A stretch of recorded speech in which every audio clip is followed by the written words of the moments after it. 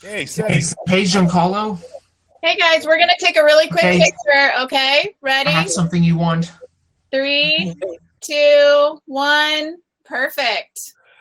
Yeah, I have something you want, and I'm gonna Yeah. get it. Yeah. First off, I love the first 2 seasons of The Mandalorian. They're amazing. And I've got some questions regarding to your character, Moff Gideon. Yeah. And what was it like being a part of the Star Wars universe on a streaming show on Disney Plus? I was really excited when John called me. I had to go back and refresh myself as to some of the best Star Wars moments that I enjoyed. Looked back and did some research on the Moffs, especially Peter Cushing, who was very graceful and intelligent, and see how I would fit into this world. It was the dream come true. I finally got it when I'm standing 40 feet in the air on top of a TIE fighter with the dark saber, and I just had to pinch myself going, this is what dreams are made of. I'm a kid all over again. It started when I got the costume and I got that big cape and it's heavy and I had to figure out how to move it. All of that is like really puts you in the world of fantasy and yet reality, because I really love Darth Vader, but I play a guy who similarly dressed but doesn't have the helmet. So I had to pinch myself. A really exciting experience. Wow, that's very cool. And how did you manage to get into character from Moff Gideon? I would actually, I use meditation a lot to still my brain and allow me to channel characterizations. I felt I knew who Moff was. I left room for some spontaneity to figure out who he maybe wasn't. But I just took control. I think Moff's a guy who takes control, and he also has the knowledge of knowing everything. And that was one, I always pick a sentence or something that clues me in and allows me to go, oh, you don't have to have any questions for anyone because you know it all. And you need to express that through your facial expressions and your physicality. And I really like that he flew his own TIE fighter, did his own fighting, and has a reason to want this child, possibly to help all of mankind. Wow, it's amazing. And final question, real quick. Without spoilers, is there anything we could expect to see from Moff Gideon in season 3, hopefully by 2021? They don't tell me much about what they're writing, but I always imagine and hope for things, especially for the fans. I hope that we get a chance to see how Moff got to where he is, like what does he really want with this child, and how he seems to have a network of information, of communication, where he knows everything about everyone and everything. And lastly, I'm hoping that we see that maybe there's something altruistic reason other than just power, that he wants this child, that there's a development of something special that could help all people, and that he's trying to really reconnect human beings to their own power, knowing that they need to be guided and led sometimes. Yeah, well, fingers crossed for that. Anyways, thank you so much, Giancarlo, and may the force be with you. May the force be with you. Long live the Empire. Enjoy the rest of the GalaxyCon. Thank you. Hope to see you soon. Thank you, Sebi. Bye. Hey, Marvin. Hey, Seb. Where are you calling me from? I'm calling from the Somerset area in England. Oh, wonderful. Okay. I think we're going to do a picture, and then we're going to start. Okay? So here we go. All right, guys. Here we go. 3, 2, 1. Perfect. Enjoy the chat. Okay, go ahead. So it's good to see you, Marvin. Good to see you too. And I gotta say, my favorite song from you personally has to be "Bust a Move." Really? Okay, Yeah. wonderful. It's got a good vibe. Yeah. And the first time I heard that song was in a screening for 17 again back in 2009. Wow. That's amazing, because there's been a lot of uses besides that you picked that one out. So okay, that's great. Yeah. And I got a few questions for you. Sure, go ahead. If you don't mind my asking, what is the meaning behind your stage name, Young MC? My last name is Young, and I was always the youngest guy in the crew. So when I was 12 and 13 years old, I was in crews with guys 16, 17, 18. So the name Young MC, just I took that name and it stuck, and I was the first one to put it out with Young, and now everybody has Young in their name with all kind of different spellings. But yeah, that was it. Yeah, that's really cool. Nice. Yeah, so what was the inspiration behind the song that I just mentioned, Bust a Move?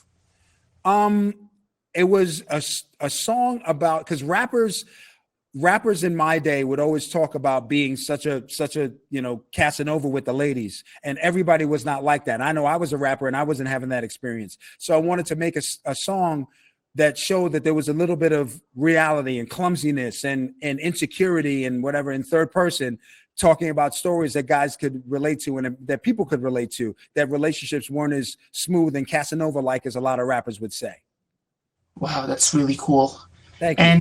And I have enough time for one more question. Yeah.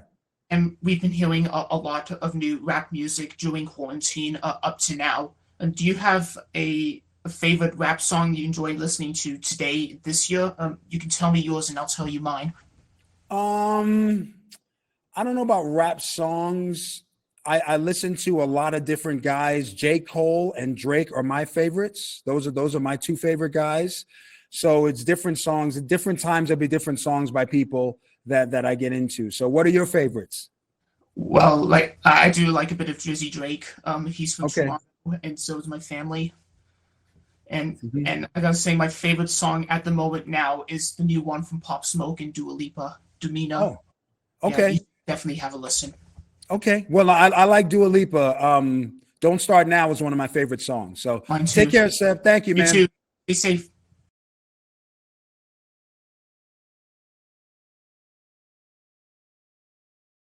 Hi, Jodi. How are you doing today? I'm doing okay. How are you? I'm doing so well. So you know the routine. First thing we're going to do is take a photo, okay? So look at the camera and smile. Here we go. Ready? 3, 2, 1. Perfect. Great. How are you doing, Seb? I'm doing okay. It's a pleasure to see you again. Nice to see you again, too. I see all your lovely artwork you have back there. Yeah, as you remember last time, I showed you my drawings of Ariel and Sebastian. Yes. And this is one that I didn't have time to show you last time, but this is Flounder. Great. So pretty. I just wanted to impress you for this session this month. Oh, you're so sweet. How have you been? I've been doing all right. I've been keeping myself busy and staying positive. Good. That's great. Anyways. I'm here in Raleigh, and it's been crazy busy. So it's Sure pretty is. wild to be in person again for the first time during the pandemic. So it's a little bit of an adjustment for me, but I'm trying to stay safe and healthy and keep everybody healthy around me. That's great to hear. Anyways, I've written down some more questions for this month. Sure. And first off, I know that we have the new live-action remake of The Little Mermaid underway, but with no release date confirmed yet. Right. Is there anything you can expect to see from the new roles of the classic characters from the original movie? You know, I really don't know a lot about the live action, except that the additional new music that Lin-Manuel and Alan have written. But I haven't really heard anything or haven't really seen anything. But from what I'm understanding, it's going to be a very beautiful film. And I believe they've finished all of their principal photography. And now that they will be doing their CGI and their animation and their special effects. So I would imagine that's going to take a while. But I hope that we see the film sometime next year in 2022. Yeah, that's what I'm thinking as well. And I'm sure and Lin-Manuel will make a perfect team together as songwriters. I think so too. Yep, absolutely. And my next question is you reprising the role as Ariel in Wreck-It Ralph 2, which I enjoyed really very much. And Yes, that's such a cute picture. I like that. yeah, and what was it like reprising the role and seeing Ariel in three-dimensional form? Right. Well, it was amazing to get to work together as a team of princesses. A lot of them I hadn't met before, which was really fun. And our director was amazing and our producer was amazing. So I had a lot of ability in the studio to kind of create Ariel the way that I would like to create her. And they were very flexible with that and encouraging to try to stay true to the real character of Ariel from all those years ago. So I think Wreck-It Ralph did a great job with combining all the princesses, but maintaining their true identity and their character and the characters that we've known and loved for all these years. So it was a great blend, though, a really great way to share and express the princesses being able to combine their worlds together. I think was really, really clever. Totally agree. And the next question, I've just watched Thumbelina on Disney Plus, and I thought I found it really charming, very musical. And what was the experience like working with Don Bluth in the recording studio? Right. I did. I got to work with Don Bluth and John Pomeroy as my directors, and they both were really fantastic. I was able to work with some of the other cast members in person as well, which was a lot of fun. And then, of course, working with Barry Manilow was the greatest gift. I had grown up with a love for all of his music and had his albums. So meeting him and getting to work with him for the first time was really a dream come true for me. Wow, wonderful. And I believe everyone should watch it at home, whether they're in the cinema reading their classic or in the comfort of their own home. Right, yeah. Thumbelina is a pretty nice little film. I've really enjoyed that. I don't get to see it very often, but the times that I have seen it, it's really lovely. And to end on a lighter note, I have a few other Little Mermaid items that I want to show you. Oh, sure. Absolutely, Seb. I'd love to see them. Starting off with Look at that. Where That's at the beginning of the video, we see the previews. And you did the special introductions at the beginning. Right. And I found that really interesting. Oh, good. I'm glad. That's really cute. Yeah. Feeling good too. Yeah. And it really was a good idea to add in a music video at the end. Yes, I think so too. Yeah, really clever. I like that. And I also have 2 Funko items, Great. Little Mermaid wise. There's The Wreck-It Ralph the other and me. Sebastian. Those are cute. Yeah. Oh, I like those. Yeah. I don't see the Wreck-It Ralph one very often. Mm. That's cute. I like that. And the final item that I want to show you really quickly, if that's okay. Sure. It's a CD. It has one of the Little Mermaid songs on it, and it's called great. Disney Goes Classical. Oh, the classical one. That's so nice. Yeah. Well, Seb, it's so great to see you again. And thank you so much for calling in. Take care. God bless. Bye.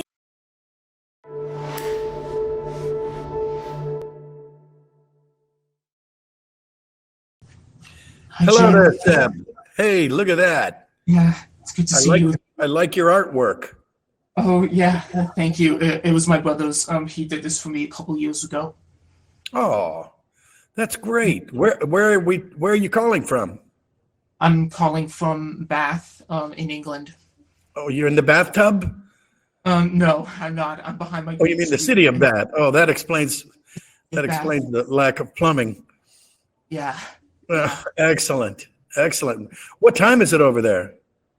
It's already around 11 p.m. British Standard Time. So Yes. I'm trying to stay up as long as possible for this session. So am I. Yeah. So I think I'm ready for my photo op. If that's okay. Yeah. Okay. Sure. Oh yeah. All right, ready? Here we go. 3, Yeah. 2, 1. Perfect. I forgot the photo op. Yeah, feel free to remind me. Good man. Thank you. What's it say on your shirt? Oh, it's the quote from Christopher Robin. Oh, yes. Is it okay if you say this in your Pooh voice for me? Well, people say nothing is impossible, but I do nothing every day. Oh my gosh. You give me all to do that. Oh, that's great. And now I've got some questions for you. Last time I spoke with you, I only had enough for 2. So here goes nothing. So whilst playing your characters from different animated projects, were there any special vocal exercises you had to do, and were you inspired by other voice actors who played the same characters on screen? Well, I don't smoke, things like that, and I do scales, things like that, and I don't. When I go to a football game, sporting event, or concert, or anything like that, I'm not the guy who's screaming and yelling. you know, 'cause that wears you out.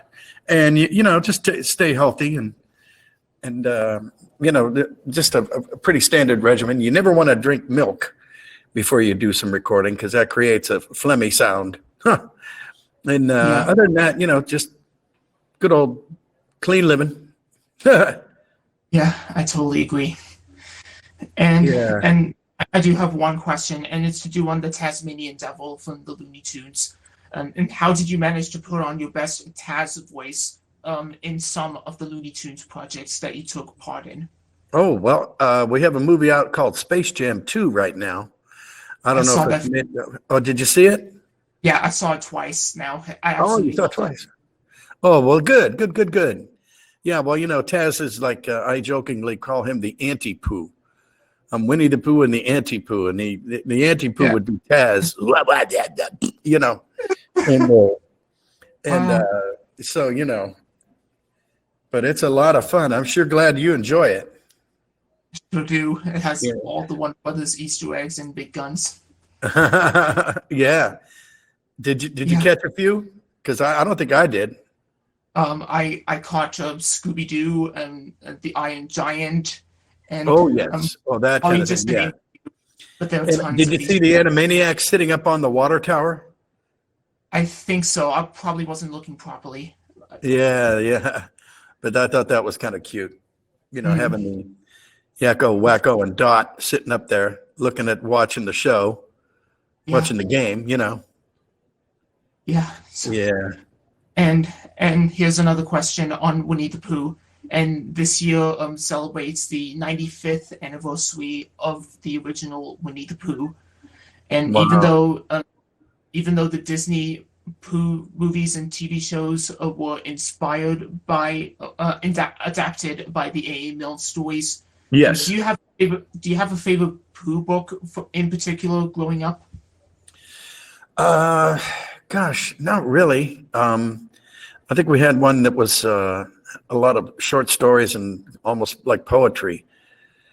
And there was one about standing on the stair halfway between here and there. That was very sweet. I haven't read it in a long time, Seb. Now, is Seb short for Sebastian?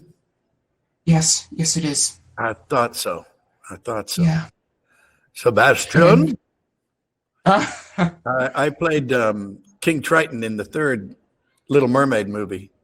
Yeah, so I'm used to saying things like, Sebastian, Ariel. And rest in peace, Sam Wright, by the way, who played the other Seb. Yes, he did. We still miss him. And now, to end on a lighter note, I have a few other Winnie the Pooh collectibles that I have. Well, let me see. Yeah, besides the artwork and the Pooh Bear I'm holding in my hands. Yes. Let's take a look. These two I have are my very first Winnie the Pooh and Tigger toys from when I was small. Yeah, oh, that's great. I still keep them with me. And rightly so. Good job, Seb. Yeah, is it okay if you do your Pooh and Tigger voice for me? Well, I suppose so. But I'd have to do a little extra bouncing. I don't know. And I don't have a nose. Oh, man. Again, it gives me all the feels. Oh, that's good. It's you right in the feels.